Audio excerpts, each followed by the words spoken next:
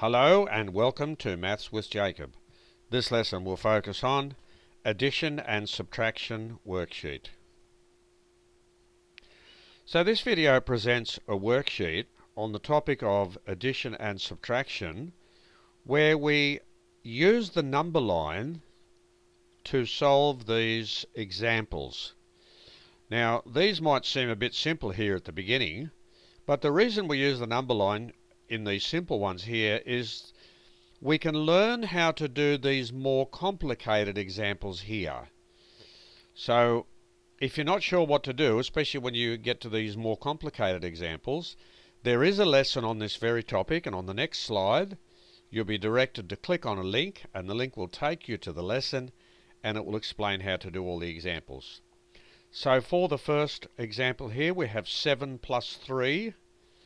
Now we saw in the lesson very quickly that whenever you have a plus sign in front of a number, now here there is a plus sign, we just can't see it. You don't have to put the plus sign in front of the first numeral or the first number. You don't have to do that. But whenever there's a plus sign involved, you always move to the right. That is a crucial law. Whenever there is a minus sign involved, you move to the left. Now if you keep up that rule, you will get all these correct. That is the very important thing to do. So if we go down here, for example, go to this one, the first number is -4. So what the lesson says is place your marker on -4. So you'll have a number line, you place your marker on -4. So for the first number, you don't move anywhere, you just place your marker on it. Then you see +6, which means you move 6 places to the right. In a similar manner, we see -3, -6.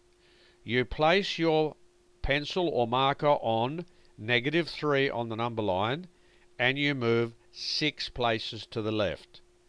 And whatever you land on at the end, that's the answer. It's that simple. And here you do the same thing. Place your marker on -4, move 7 places to the right. When you've done that, move 6 places to the left, and you'll get your answer.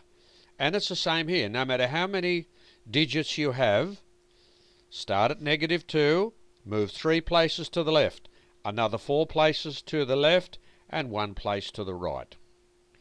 Here this looks a little bit different, but we remember the rule where you have two signs that are alike, they translate to a plus.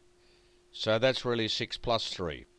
When you have two signs that are different, they translate to a minus sign.